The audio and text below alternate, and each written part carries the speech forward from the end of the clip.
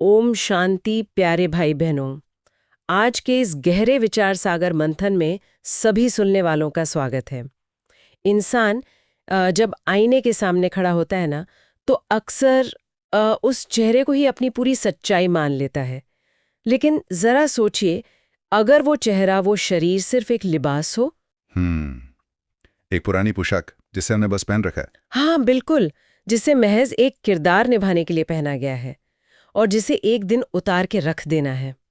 ये विचार सुनने में जितना अजीब लगता है ना, गहराई में उतरने पर उतना ही हकीकत के करीब महसूस होता है। सही कहा। और आज 2 मई 2026 की शिव बाबा की साकार मुरली इसी गहरे सच को केंद्र में रखती है। हाँ, और आज का हमारा ये मंथन महज कुछ आध्यात्मिक तथ्यों को दोहराने के लिए नहीं है, बल्कि उस कर्मातीत अवस्था और विनाश के पहले की तैयारी के असली विज्ञान को समझने के लिए है, जिसकी ओर बाबा ने आज मुरली में बार बार इशारा किया है। बिल्कुल। और ये लिबास वाली बात ना सीधे तौर पर उस अनुभव से जुड़ती है जिसे हम ईश्वरीय आकर्षण कहते हैं। अच्छा, वो कैसे? देखिए, मुरली के प्रश्नोत्तर में आज एक बहुत ही सूक्ष्म बात कही गई है। जब परमात्मा सम्मुख कहते हैं कि तुम मेरे बच्चे हो, तो उन शब्दों में एक अजीब सी शक्ति होती है। एक खिंचाव होता है ना? हाँ, एक खिंचाव होता है। ये कोई साधारण वाक्य नहीं है, बल्कि एक आत्मा का उसके परम स्रोत के साथ सीधा संवाद है। मधुबन का जो आकर्षण है वो भी तो इसी संगठन और इसी विशुद्ध ज्ञान की लेन-देन पर टिका है। वहां जाने वाले लोग तो उन बादलों की तरह हैं जो सागर से रिफ्रेश होने आते हैं। एग्जैक्टली, रिफ्रेश होने आते हैं। पर इस रिफ्रेश होने वाली बात को अगर हम आज के हिसाब से देखें, तो इंसान दुनिया की भाग दौड़ और टेंशन से बचने के लिए किसी हिल स्टेशन चला जाता है या वेकेशन पे निकल जाता है। हाँ, कुछ दिन की शांति मिलती है वहाँ। वही ना, कुछ दिन शांति मिलती है, लेकिन वापस लौटते ही वो वही पुरानी थकान और उलझनों में घिर जाता है। लेकिन मुरली में जिस रूहानी तीर्थ की बात है, उसे तो न्यारा बताया गया है। वहां से वापस उस मृत्यु लोक की मानसिक स्थिति में नहीं लौटना पड़ता। सही कहा। पर यहाँ एक व्यवहारिक उलझन भी मेरे ध्यान में आ रही है। मुरली में ही बाबा ने कहा है कि अगर छुट्टी ना मिले तो घर बैठे भी याद की यात्रा कम नहीं होगी। हाँ, बिल्कुल कहा है। तो अगर घर से भी वही काम हो सकता है, तो फिर सम्मुख जाने का या उस संगठन का इतना विशेष महत्व क्यों है? इसे ना बहुत आसानी से टेक्निकल तरीके से समझ सकते हैं। घर पर याद करने का मतलब है कि आप अपनी रोजमर्रा के माहौल में हैं, जहां लौकिक परिवार है, दुनियावी आकर्षण है और हजारों तरह की जिम्मेदारियां हैं। वो तो है। ये कुछ ऐसा है जैसे किसी कमजोर वाईफाई नेटवर्क से कोई बहुत भारी फाइल डाउनलोड करने की कोशिश की जा रही हो। अरे वाह, क्या एग्जाम्पल है। कनेक्शन बार बार टूटेगा। सही पकड़ा। कनेक्शन टूटेगा, स्पीड कम होगी क्योंकि आसपास बहुत सारा डिस्टर्बेंस है ना। लेकिन सम्मुख जाना, यानी मधुबन के उस संगठन में जाना, सीधे एक ईथरनेट केबल को प्लग इन करने जैसा है। अच्छा, मतलब वहां सीधा डायरेक्ट कनेक्शन। वहां का पूरा माहौल सिर्फ ईश्वरीय याद के लिए बना है।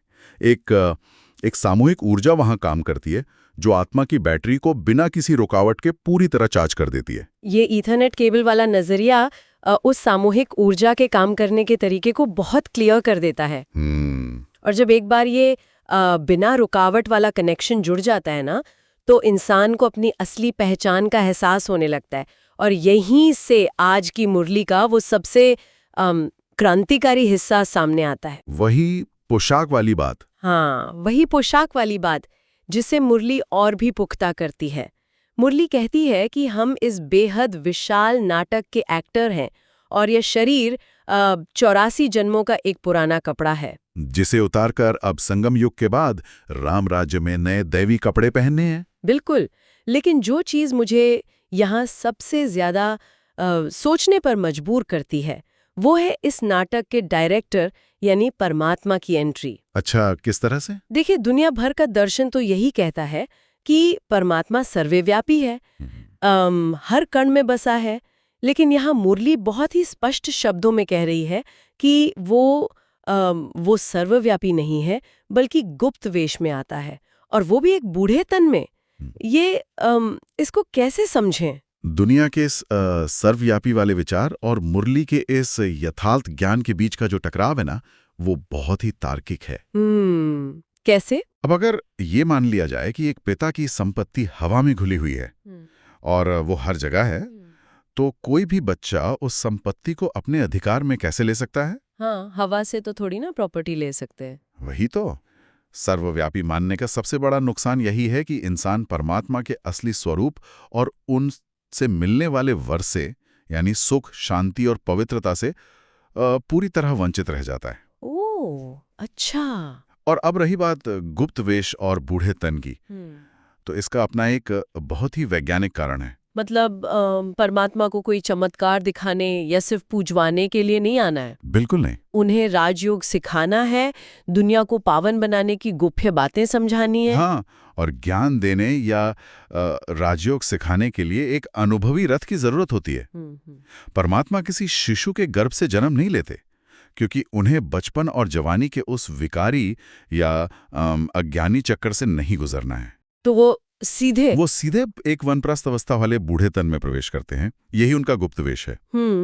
और दुनिया उन्हें पहचान नहीं पाती, क्योंकि लोग भगवान को किसी भव्य रूप में या चमत्कारिक अवतार में ढूंढ रहे होते हैं, जबकि वो एक बिल्कुल ही साधारण और पुराने तन का आधार लेते हैं। इस पुराने तन वाली बात को समझने के लिए ना मुझे वो मैकेनिक का एग्जाम्पल बहुत सही लग रहा है यहाँ पर। कौन सा मैकेनिक? जैसे एक मैकेनिक किसी गैराज में काम करते वक्त एक पुराना ओवरऑल पहनता है ना, अपने वर्क क्लोथ्स। जब उसकी ड्यूटी खत्म होती है तो उसे पता होता है कि ये कपड़ा उतार के रख देना है, क्योंकि वो उसकी असली पहचान नहीं है। हाँ, बहुत बढ़िया उदाहरण है ये, है ना। ऐसे ये 84 जन्मों का शरीर भी एक ड्यूटी पूरी करने के बाद उतारना ही है। और जब ये गहराई से समझ आ जाता है कि ये शरीर महज एक वस्त्र है, तो उससे जुड़े हुए तमाम लौकिक रिश्तों और मोह माया की दीवारें अपने आप ढहने लगती हैं। बिल्कुल ढहेंगी। और मुरली भी इसी बात पर बहुत जोर देती है कि परमपिता परमात्मा पुरानी दुनिया का विनाश कराने आते हैं, इसलिए हमें बाबा के समान मोहजीत बनना है। पर ये मोहजीत बनना इतना आसान तो नहीं है ना। देखिए, मोहजीत बनना कोई भावुकता वाली बात नहीं है, ये पूरी तरह से एक आध्यात्मिक विज्ञान है। जब इंसान को ये पक्का हो जाता है कि सामने वाली आत्मा का और मेरा दोनों का ये शरीर विनाशी है और हम सबको वापस घर जाना है, तो फिर मोह किस चीज से किया जाए? बात तो सही है, जब कपड़े ही पुराने हैं तो मोह कैसा? वही तो। और इसी समझ को प्रैक्टिकल रूप देने के लिए बाबा ने आज मुरली में सेवा की एक बहुत ही अनोखी युक्ति भी बताई है। अच्छा, क्या है वो युक्ति? बाबा कहते हैं कि बिरला द्वारा बनाए गए लक्ष्मी नारायण के मंदिरों में जाओ, वहां जाकर उन पुजारियों को ज्ञान दो। अरे वाह! मंदिरों में जाकर सेवा करने वाली ये बात अपने आप में बहुत प्रैक्टिकल लगती है। जो लोग पहले से ही भक्ति भाव में रमे हुए हैं, जो मूर्तियों को भगवान मानकर पूज रहे हैं, उनके अंदर ईश्वरीय श्रद्धा तो पहले से मौजूद है ना? सही पकड़ा। बस उस अंधी श्रद्धा को ज्ञान की सही दिशा देनी है। उन्हें यह समझाना है कि जिन देवताओं की वो पूजा कर रहे हैं, उनका 84 जन्मों का चक्र क्या था। साथ ही मुरली में एक और बात आई थी, चैरिटी बिगिंस एट होम वाली बात। हाँ, उसका क्या? वो ये याद दिलाती है कि दुनिया बदलने का सपना देखने से पहले अपने घर और परिवार का उद्धार करना जरूरी है। इसका सीधा सा कारण ये है कि जब कोई इंसान अपने ही नजदीकी लोगों को इस ज्ञान का प्रकाश नहीं दे पाता या अपने ही घर में शांति स्थापित नहीं कर पाता, तो फिर विश्व सेवा का उसका दावा खोखला हो जाता है। ये वही फर्क है ना जो सन्यासियों और देवताओं के बीच बताया गया है। हाँ, सन्यासियों के निवृत्ति मार्ग और देवी देवताओं के प्रवृत्ति मार्ग में यही मूल अंतर है। सन्यासी जिम्मेदारियों से घबराकर घर छोड़कर जंगलों में चले जाते हैं, लेकिन यहाँ घर गृहस्थी में रहते हुए कीचड़ में कमल के फूल की तरह न्यारा रहना है। सही कहा। और यही न्यारापन उस सबसे गंभीर स्थिति के लिए तैयार करता है जिसे मुरली में अंतमति सो गति कहा गया है। हाँ, अंतमति सो गति। ये नियम तो बहुत ही गहरा है। ये कहता है कि अंत के समय जैसी इंसान के मन की स्थिति होगी, आत्मा की अगली मंजिल वैसी ही तय होगी। लेकिन यहीं पर एक बहुत बड़ी मनोवैज्ञानिक उलझन खड़ी हो जाती है मेरे ध्यान में। वो कैसी उलझन? देखिए, मुरली में खुद क्लियर किया गया है कि विनाश सामने खड़ा है, प्राकृतिक आपदाएं होंगी, बॉम्ब गिरेंगे, चारों तरफ हाहाकार होगा, और दूसरी तरफ माया इतनी शक्तिशाली है कि वो बुद्धि को टिकने नहीं देती। इतने भयंकर डिस्टर्बेंस के बीच जब चारों तरफ मौत का तांडव हो रहा हो, कोई इंसान खुद को शांत कैसे रख सकता है? मतलब वो अशारीरी बनने का अभ्यास उस पैनिक के वक्त काम कैसे करेगा? ये बहुत अच्छा सवाल है। इस स्थिति को समझने के लिए ना मुरली में दिए गए टाइम बॉम्ब के उदाहरण को बहुत गहराई से देखना होगा। Time bomb? हाँ, जैसे टाइम बॉम्ब का एक फिक्स समय होता है कि वो इतने घंटे या इतने मिनट बाद फटेगा। वैसे ही इस पुरानी दुनिया के विनाश की एक भारी नोंद है, उसका समय तय है। तो उस हाहाकार के बीच शांति कैसे बनी रहे? ये ना कोई रातों रात होने वाला चमत्कार नहीं है। ये न्यूरोप्लास्टिसिटी और आध्यात्मिक रिफ्लेक्स का काम है। जब इंसान रोजमर्रा की सामान्य परिस्थितियों में खुद को देह से अलग अशरीरी आत्मा समझने का लगातार अभ्यास करता है ना, तो उसका मन और उसकी बुद्धि उस अतीन्द्रिय शांति की आदी हो जाती है। ओह, मतलब अगर सामान्य जीवन में रोज की छोटी छोटी बातों पर पैनिक करने की या चिड़चिड़ाने की आदत है, तो बॉम्ब गिरते समय अचानक से शांति प्रकट नहीं हो सकती? बिल्कुल नहीं हो सकती। जो अभ्यास शांति के समय किया गया होगा, वही संकट के समय एक डिफॉल्ट रिएक्शन बनकर सामने आएगा। 100% यही सच है। संकट के समय तो इंसान का दिमाग लॉजिक से नहीं चलता ना, वो अपनी सबसे गहरी आदतों के अनुसार रिएक्ट करता है। हाँ, अगर जीवन भर देह अभिमान, दुनियावी चीजों और व्यर्थ के संकल्पों में बुद्धि फंसी रही, तो अंत के समय वही बातें याद आएंगी और परिणाम सजाओं के रूप में होगा। इसी को मुरली में अपना हिसाब किताब चुकतू करना कहा गया है ना। कोई एक तरफ योग में बैठने का दावा करे और दूसरी तरफ विकारी कर्म करता रहे, तो ये तो कच्चा पुरुषार्थ है। जब ये साफ है कि इस दुनिया में अब कुछ ही दिन बाकी हैं, तो अपनी सारी मानसिक और भावनात्मक ऊर्जा को समेट लेना ही सबसे बड़ी समझदारी है। ये एक बहुत ही क्लियर चेतावनी भी है और समाधान भी। और जब हम इस लेवल की तैयारी की बात कर रहे हैं, तो हमें ये भी समझना होगा कि इस रूहानी यात्रा का आखिरी लक्ष्य क्या है? कर्मातीत अवस्था। हाँ, मुरली की धारणा में यही कर्मातीत अवस्था का जिक्र आता है। कहा गया है कि कर्मातीत बनना है और मोह निकालकर एक बाप से लगन लगानी है। लेकिन ये कर्मातीत अवस्था असल में है क्या? क्या इसका मतलब ये है कि इंसान सारे कर्म करना छोड़ दे और बस एक जगह बैठ जाए? नहीं, कर्मातीत का मतलब कर्म संन्यास समझना सबसे बड़ी गलतफहमी है। कर्मातीत का मतलब कर्म करना छोड़ना नहीं है, बल्कि कर्म के बंधन से मुक्त हो जाना है। कर्म के बंधन से मुक्त होना मतलब जब इंसान कोई भी लौकिक काम करता है ना, तो उसके पीछे कोई ना कोई स्वार्थ, मोह, इच्छा या देह अभिमान जुड़ा होता है। यही चीजें उसे उस कर्म के अच्छे या बुरे फल से बांध देती हैं। अच्छा। कर्मातीत अवस्था वो आध्यात्मिक ऊंचाई है जहां आत्मा कर्म तो पूरी जिम्मेदारी, कुशलता और तत्परता से कर रही है जी, लेकिन अंदर से वो पूरी तरह से न्यारी और साक्षी है। मतलब आसक्ति नहीं है उसको। बिल्कुल। उसे ना तो किसी की तारीफ की चाह होती है, ना ही अपमान का डर। वो हर कर्म ईश्वरीय याद में एक ट्रस्टी की तरह करती है। ये अवस्था तो सच में किसी सुपर पावर से कम नहीं है। और इसी आंतरिक शक्ति को अपनी डेली लाइफ में लागू करने के लिए आज के वरदान में एक ऐसा शब्द आया है जो शायद हर इंसान के लिए एक बेहतरीन जीवन मंत्र बन सकता है। आप समस्याओं के बर्थ कंट्रोल की बात कर रही हैं ना? हाँ, ये सच में मुरली में बाबा ने कहा है, समस्याओं का बर्थ कंट्रोल करो। ये एक बेहद आधुनिक और शक्तिशाली विचार है। हम अक्सर अपने जीवन में समस्याओं के साथ करते क्या हैं? हम अनजाने में उन समस्याओं को पालते पोसते हैं। जीवन में कोई छोटी सी बात होती है, किसी ने कुछ नेगेटिव कह दिया या कोई काम मन मुताबिक नहीं हुआ, वो घटना महज एक बीज की तरह होती है। लेकिन इंसान अपने व्यर्थ संकल्पों से, अपनी ओवर थिंकिंग से उस बात को सींचना शुरू कर देता है। वो लगातार सोचता रहता है कि ऐसा क्यों हुआ, उसने ऐसा क्यों कहा, अब आगे क्या होगा। और देखते ही देखते वो छोटी सी बात एक विशाल समस्या का रूप ले लेती है। बिल्कुल। और जब वो पूरी तरह से बड़ी और तनावपूर्ण हो जाती है ना, तब इंसान उसका समाधान ढूंढने के लिए भागदौड़ करता है। और यहीं पर समस्याओं के बर्थ कंट्रोल का सिद्धांत काम आता है। इसका मतलब है कि समस्या को वैचारिक स्तर पर ही खत्म कर देना। वैचारिक स्तर पर ही। हाँ, जैसे कोई नेगेटिव या व्यर्थ संकल्प जन्म लेने की कोशिश करे, उसे उसी वक्त सर्वशक्तिमान परमात्मा की स्मृति से या सही ज्ञान से नष्ट कर दो, उसे पनपने ही मत दो। सही बात है। अगर हर इंसान अपनी इस वैचारिक ऊर्जा का इस तरह बचाव करने लगे, तो जीवन से तो आधी उलझनें शुरू होने से पहले ही खत्म हो जाएंगी। बिल्कुल। और जब इंसान समस्याओं के जन्म को रोकने लगता है, तो उसकी बची हुई ऊर्जा अपने आप न्यारा बनने में लगने लगती। जो कि आज का स्लोगन भी है। हाँ, आज का स्लोगन, प्यारे बनने का पुरुषार्थ नहीं बल्कि न्यारे बनने का पुरुषार्थ करो, तो प्यारे स्वतः बन जाएंगे। ये बहुत बड़ी बात है। इंसान की सबसे बड़ी विडंबना ये है कि वो इस दुनिया में सबको खुश करने की, सबका प्यारा बनने की जद्दोजहद में लगा रहता है। इस चक्कर में वो अक्सर अपने ही उसूलों और अपनी आंतरिक शांति से समझौता कर बैठता है।